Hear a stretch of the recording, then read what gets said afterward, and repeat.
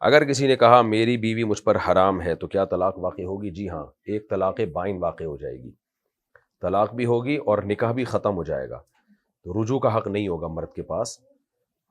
اب اگر وہ اسی بیوی کو رکھنا چاہتا ہے تو دوبارہ سے نکاح کرے، اور آئندہ زندگی بھر 2 طلاقوں کا اختیار ہوگا اگر اس سے پہلے کبھی طلاق نہ دی ہو۔ کیا والدین کی اجازت کے بغیر نکاح کرنا جائز ہے؟ والدین کا بہت بڑا حق ہے، ان کو ناراض کرنا شریعت میں بہت برا کام ہے، تو حتی الامکان اس کا اہتمام کرنا چاہیے کہ آپ یہ کام ماں باپ کی مرضی کے بغیر نہ کریں، اور اس لیے بھی کہ آپ کی بیوی صرف آپ کی بیوی نہیں ہوگی بلکہ آپ کے والدین کی بہو بھی ہوگی، تو خاندان کا حصہ بھی ہوگی۔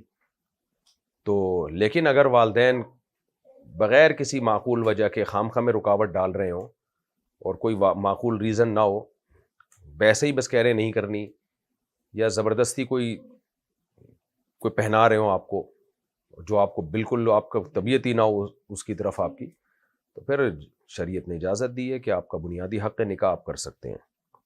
خلاصہ یہ نکلا کہ حتی الامکان ماں باپ کو راضی رکھنا چاہیے، جہاں شدید مجبوری ہو اور ماں باپ بہت زیادتی کر رہے ہوں، آپ کی زندگی خراب ہونے کا خطرہ ہو، وہاں ایک الگ مسئلہ ہے، پھر آپ کا بنیادی رائٹ ہے یہ نکاح کرنا۔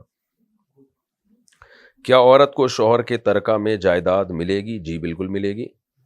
عورت کا اگر شوہر کی اولاد ہے تو عورت کا 8واں حصہ ہے 12.5%، اور اگر شوہر کے اولاد نہیں ہے تو پھر عورت کا 1/4 حصہ یعنی 25% بیوی کو ملے گا شوہر کی جائیداد میں سے۔ کیا امام کے بغیر نماز جمعہ ادا ہو سکتی ہے؟ بھائی نماز کوئی بھی جماعت والی امام کے بغیر نہیں ادا ہو سکتی، جمعہ کیسے ادا ہوگا؟ سوال میں سمجھا نہیں آپ کا۔ اگر باپ بے روزگار ہو تو کیا اس پر بچوں کا نفقہ دینا لازم ہے یا بیٹوں کو والد کا خرچہ برداشت کرنا ہوگا؟ نابالغ بیٹے اور بیٹیاں چاہے بالغ ہوں یا نہ ہوں، یعنی غیر شادی شدہ، تو ان سب کا خرچہ باپ پہ لازم ہے، چاہے باپ برسر روزگار ہو یا نہ ہو۔ یعنی چند خرچے اللہ نے مرد کے کندھوں پہ ایسے ڈالے ہیں کہ وہ مرد نے بہرحال ادا کرنا ہی ہے، ایک بیوی کا خرچہ اور نابالغ لڑکوں کا خرچہ اور ان میرڈ بیٹیوں کا خرچہ۔ ہاں اگر بالغ بیٹی جاب کر رہی ہے تو پھر اس کا خرچہ باپ پہ لازم نہیں ہے۔ آج کل تو یہ بھی ایک مصیبت چل پڑی ہے، سب بھی لڑکیاں جاب کرنے لگی، پورا خاندانی نظام ہی تباہ و برباد ہونے جا رہا ہے۔ مرد اپاہج ہو جائیں گے تھوڑے دنوں میں، جب ان پہ ذمہ داریاں ہی نہیں آئیں گی، وہ بولیں گے جاؤ کماؤ کھاؤ۔ تو ویسے شریعت میں جو ہے باپ پر سارا خرچہ ہے۔ اب سوال پیدا ہوتا ہے جب کما نہیں رہا تو بچوں کا نان نفقہ دے گا کیسے؟ تو بس محنت کرے گا، کوشش کرے گا، دعائیں مانگے گا، جیسے بھی کرے گا وہ کرنا پڑے گا بہرحال اس کو۔ البتہ بیٹے جب بالغ ہو جائیں نا تو پھر ان کا نان نفقہ باپ پہ لازم نہیں ہے، پھر ان کا نان نفقہ خود اپنے اوپر ہی لازم ہے، بلکہ باپ اگر محتاج ہو جائے، بے روزگار ہو جائے تو بالغ بیٹوں پر باپ کا نان نفقہ بھی لازم ہو جاتا ہے الٹا۔ مگر اباؤں کو چاہیے ایسا کرے نہیں، بیٹا اگر بالغ ہو گیا ہے اور روزگار نہیں ہے تو جب اب تک کھلا رہے تھے تو کھلاتے رہو اس کو۔ دیکھیں قوانین شریعت کی الگ چیز ہیں، لیکن جو رہن سہن میں شریعت نے اخلاقیات سکھائے ہیں وہ ایک الگ ہے۔ اب پتہ چلا بیٹا بالغ ہوا، اب فوراً کہاں جاب ملتی ہے، آپ نے گھر سے نکال دیا، خود کما خود کھا، تو یہ تھوڑا سا غیر اخلاقی حرکت ہوگی۔ باپ کے جو ایک اللہ نے رشتہ بنایا اولاد کے لیے، اس رشتے کے تقاضوں کے بہرحال خلاف ہوگا یہ۔ تو یہ تو جب یہ مسائل جب بتائے جاتے ہیں جب جھگڑا ہو جائے، باپ بیٹے میں جھگڑا ہو جائے، تو پھر شریعت لا ایک بتایا جائے گا کہ بھئی تم پر باپ کا خرچہ باپ پر تمہارا خرچہ لازم نہیں ہے۔ گھاس کٹوانے کے عوض کٹی ہوئی گھاس بطور اجرت دینا شرعاً درست ہے یا نہیں؟ دیکھیں آگ، پانی اور گھاس یہ 3 چیزیں ایسی ہیں کہ حدیث میں آتا ہے کہ یہ سب اس میں برابر کے شریک ہیں۔ کہیں آگ جل رہی ہے، کوئی آ کے آگ سلگا کے لے جائے، کوئی نہر جا رہی ہے تو سب پانی نکال سکتے ہیں اس سے، آپ کو یہ نہیں ہے کہ بس میں ہی نکالوں گا باقی کوئی نہیں لے گا اس سے۔ اور اسی طرح گھاس لگی ہوئی ہے تو سب کے جانور چر سکتے ہیں۔ البتہ اگر کاٹ لی جائے یا پانی کو اسٹور کر لیا جائے جیسے کین میں، بوتلوں میں، تو پھر اس کا بیچنا جائز ہے۔ تو اس لیے اگر کٹی ہوئی گھاس ہے اور کسی نے گٹھریاں بنا دی ہیں تو بیچ سکتا ہے اس کو، اور بطور اجرت دینا جائز نہیں ہے۔ اجرت کا مطلب یہ ہے کہ یہ میری زمین ہے، اس پہ گھاس لگی ہوئی ہے، 1 گھنٹہ اپنے جانور کو بولو چرے، 1 گھنٹے کے میں اتنے پیسے لوں گا، یہ عمل ٹھیک نہیں ہے۔ اس کا طریقہ یہ ہے کہ گھاس کاٹ کے اس کو بیچ دے، یہ لو بھائی، یا زمین اس کو دے دے، یعنی مالک کو دے دے کہ میں تمہیں آدھے گھنٹے کے لیے یہ زمین رینٹ پہ دے رہا ہوں رہنے کے لیے، پھر اس میں وہ اپنا جانور لا کے بھی وہ چرانا شروع کر دے تو ٹھیک ہے۔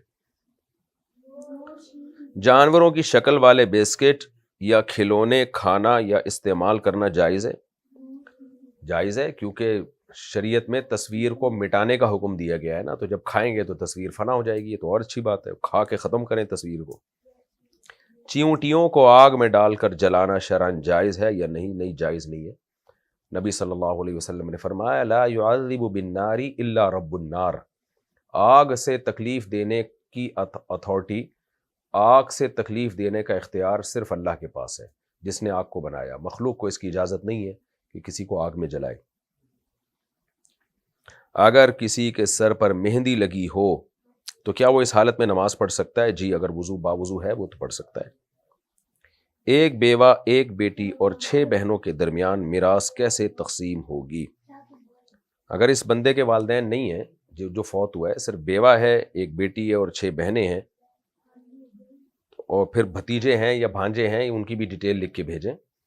وراثت کے مسائل تحریری پوچھ لیا کریں، کیونکہ بہت دفعہ ایسا ہوتا ہے کہ جو پوچھنے والا ہے نا وہ یہ سمجھ رہا ہوتا ہے کہ انہی کو وراثت ملے گی، تو جب اس سے فون کر کے پوچھا جائے کہ اور کون کون وارث ہے، بھتیجے بھانجے نہیں سوری بھتیجے یا کزن یا چچا کے بیٹے جن کو کزن کہتے ہیں، یا کزن کے بیٹے، تو ایسے کوئی رشتے ہیں یا نہیں ہیں، تو وہ نکل آتے ہیں، تو پھر پورا مسئلہ چینج ہو جاتا ہے۔ تو اس بیوہ کو تو اس میں واضح حکم ہے کہ 12.5% ملے گا، اور بیٹی کا بھی واضح ہے کیونکہ ایک بیٹی کے علاوہ اور کوئی نہیں ہے، تو آدھی وراثت بیٹی کو ملے گی۔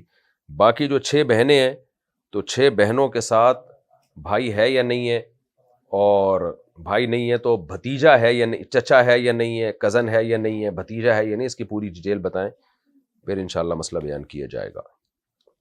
کیا دکانداری کی وجہ سے، یعنی خلاصہ نکلا کہ بیوہ کو تو بہرحال 12.5% ملے گا اور بیٹی کو آدھی جائیداد ملے گی۔ کیا دکانداری کی وجہ سے جماعت چھوڑنا درست ہے؟ بالکل درست نہیں ہے۔ قرآن میں جماعت کی نماز کے لیے یہی اللہ نے ذکر کیا، رجال لا تلہیہم تجارت ولا بیع عن ذکر اللہ، کہ مسجدوں میں جو لوگ نماز پڑھنے آتے ہیں ان کو تجارت اور خرید و فروخت اللہ کی یاد سے، یعنی جماعت کی نماز سے غافل نہیں کرتی۔ تو اللہ نے تو جماعت کی نماز میں حکم یہی دیا کہ تجارت اور دکان چھوڑ کے آؤ تم۔